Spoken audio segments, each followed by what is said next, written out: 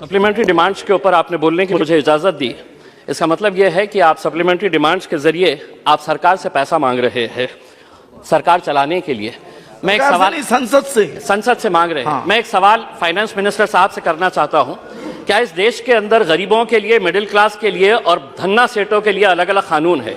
मैं आपको बताना चाहता हूं, अगर इम्तियाज जलील 50 लाख रुपए का अगर लोन लेता है और वो लोन डिफॉल्ट करता है तो बैंकों को ये इख्तियार है कि मेरा नाम, मेरे गारंटर का नाम, मैं जो प्रॉपर्टी मॉर्गेज कर रहा हूं उसका एडवर्टाइजमेंट अखबार के जरिए वो देकर मेरी प्रॉपर्टी सीज करते हैं और मुझे बदनाम करते हैं मैं 50 लाख रुपए का लोन लिया हूं।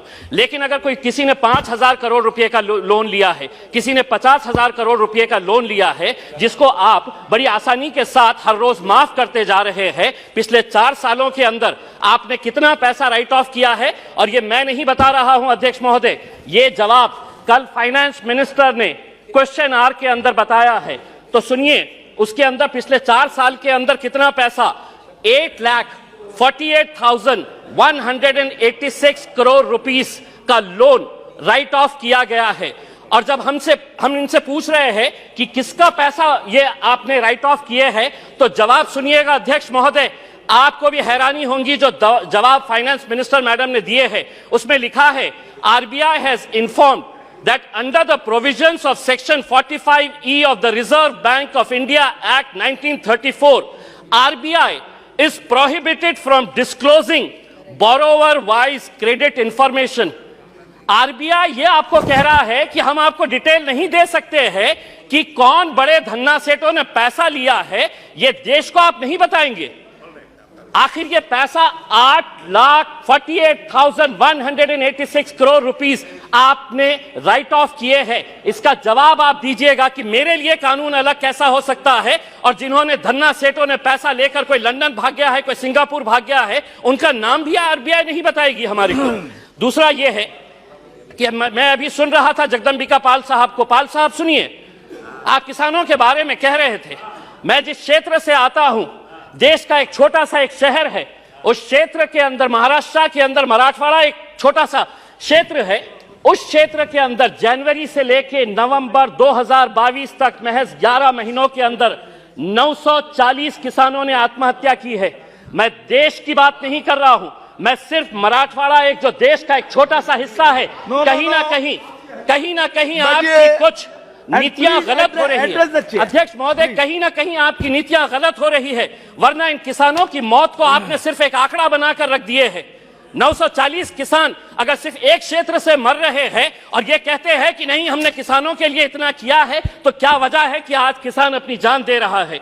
आप ये कहते हैं कि प्रधानमंत्री उज्ज्वला गैस स्कीम के अंडर में आपने 10 करोड़ लोगों को दे दिए हैं। आप ये आंकड़ा बताइए, कितने ऐसे गरीब लोग जो पहले हम भी मानते हैं, हम भी खुश हुए थे, हमने भी स्वागत किए थे कि ये लोग जब अलग अलग तरीके से गैस की जगह पहले लकड़ी के ऊपर, कोयले के ऊपर है तो अपना खाना बनाते थे, आपने गैस दिए, लेकिन कितने लोग अब दोबारा रिफिल करने के लिए जाते हैं? क्या यह सच्चाई नहीं है कि पिछले 7 सालों के अंदर, 7 साल पहले गैस के सिलेंडर का रेट 450 रुपये था, आज आपने उसको 1,080 रुपये किए हैं और ये उम्मीद कर रहे हैं कि आप जितना पैसा एडवर्टाइजमेंट के ऊपर लगा रहे हैं कि प्रधानमंत्री उज्ज्वला योजना के ऊपर, वही पैसा अगर आप दे देंगे तो शायद इन गरीबों को फायदा होगा। अनएम्प्लॉयमेंट, आज बेरोजगार, ये आंकड़ा मैं नहीं बता रहा हूं, कोई मनगढ़ंत आंकड़े नहीं बता रहा हूं, centre for monitoring Indian economy इनके आंकड़े आए हैं। तो सुनिए फाइनेंस मिनिस्टर साहब, अनएम्प्लॉयमेंट रेट इन इंडिया अभी 8% के ऊपर आया है। 3 महीने का सबसे ज्यादा का आंकड़ा जो है वो अभी आया है। अध्यक्ष महोदय, हो सकता है आपके पास भी एक EPS 95 की एक स्कीम है। बुजुर्ग लोग, ऐसे बूढ़े लोग, और मैं फाइनेंस मिनिस्टर साहब को यह बताना चाहता हूं कि इनके पास भी सर 65 लाख ऐसे पेंशनर्स हैं जिनको पेंशन कितनी दी जा रही है? 250 रुपये, 500 रुपये। फाइनेंस मिनिस्टर साहब से मैं इसलिए मुखातिब हो रहा हूं कि ये मेरे शहर से आते हैं। अगर देश के फाइनेंस मिनिस्टर साहब, मैं आपको कहता हूं, लीजिए एक नाम भी नोट करिएगा, सुलोचना गडप्पा, 70 साल की महिला है, औरंगाबाद में रहती है। सुलोचना गडप्पा, फाइनेंस मिनिस्टर साहब नोट करिए, आप औरंगाबाद शहर से ही आते हैं। उसको कितनी पेंशन दी जाती है? 250 रुपये। 70 साल की, कोई बच्चा नहीं है, और 250 रुपये के अंदर वो अपना घर का बसेरा करेगी। मेरा यह कहना है कि पेंशन स्कीम के अंदर आपके पास कितना पैसा है, वो पैसे से ईपीएस 95 के पिछले कई सालों से, और हर एमपी को इन लोगों ने खून से अपना लेटर लिखकर आपको निवेदन दिया है कि हमारे लिए कुछ तो भी करिएगा करके, आपके पास भी दिए हैं, आपकी भी फोटो छपी थी उसमें। दूसरा यह है कि आप ईएमआई के रेट्स तो बढ़ा रहे हैं, होम लोन का रेट बढ़ गया, व्हीकल लोन का रेट बढ़ गया, आप एफडी का रेट क्यों नहीं बढ़ा रहे हैं? क्या वजह है कि आप ये रेट्स के अंदर तो बड़ी आसानी के साथ फैसला ले लेते हैं, लेकिन एफडी का रेट जब बढ़ाने की बात आती है तो आप इसके अंदर कोई फैसला नहीं लेते हैं। आप एजुकेशन के लिए पैसा मांग रहे हैं। मैं ये कहना चाहता हूं अध्यक्ष महोदय, अगर स्कूल में टीचर नहीं, कॉलेज में लेक्चरर नहीं, और अगर अस्पताल के अंदर डॉक्टर नहीं, तो वो इमारतें किसी काम की नहीं है। अगर वहां पर अगर आपके पास फैकल्टीज नहीं है, और ये भी मैं मनगढ़ंत नहीं बता रहा हूं, आप ही ने जवाब दिया है, सरकार ने लिखित में जवाब दिया है, यूनिवर्सिटीज के अंदर, सेंट्रल यूनिवर्सिटीज के अंदर प्रोफेसर्स कितनी, अध्यक्ष महोदय, प्रोफेसर्स की कितनी वैकेंसी है? 6180 प्रोफेसर्स की वैकेंसीज है।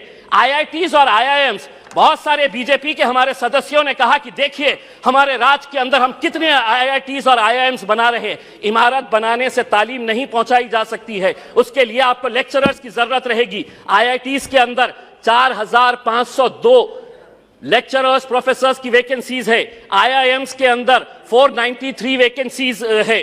दूसरा यह है, एक बहुत अहम सवाल, 2015 के अंदर आपने प्रधानमंत्री आवास योजना शुरू की, हमने स्वागत किया, पूरे देश ने स्वागत किया कि हर बेघर को घर मिलने वाला है। और प्रधानमंत्री साहब का एक भाषण भी है जिसमें उन्होंने खुद ने कहा है, यूट्यूब के ऊपर आप भी देख सकते हैं, कि 2022 तक हम हर बेघर को घर देंगे। फाइनेंस मिनिस्टर साहब औरंगाबाद से है, 50,000 लोगों ने अप्लाई किया है पिछले 6 साल से। आज मैं पूरी जिम्मेदारी के साथ ये कह रहा हूं, एक सादा ईंट तक नहीं पड़ा है। बिल्डिंग बनाने की तो बात छोड़िएगा आप, सादा ईंट नहीं पड़ा। अध्यक्ष महोदय सिर्फ एक मिनट, एक सादी ईंट तक नहीं पड़ी है। दूसरा यह है अध्यक्ष महोदय, जाते जाते इस मुल्क को, हमने कल के दिन फाइनेंस मिनिस्टर मैडम कह रहे थे कि फास्टेस्ट ग्रोइंग इकोनॉमी है, हम आपसे ये पूछना चाहते हैं, अगर आप एक इतने बड़े माइनॉरिटी के तबके को अगर आप पीछे रखेंगे और आप ये उम्मीद करेंगे कि देश चलेगा आगे, हम क्या कहना चाह रहे हैं? आप हमारी प्री मैट्रिक स्कॉलरशिप बंद कर दे रहे हैं, आप हमारी मौलाना आजाद रिसर्च फेलोशिप आप बंद कर दे रहे हैं। आप ये सोच रहे हैं कि अगर माइनॉरिटीज को हम पीछे रखेंगे तो देश आगे बढ़ेगा। देश को हम भी आगे बढ़ाना चाहते हैं। हम चाहते हैं कि आप सभी का साथ और सभी के विकास के बारे में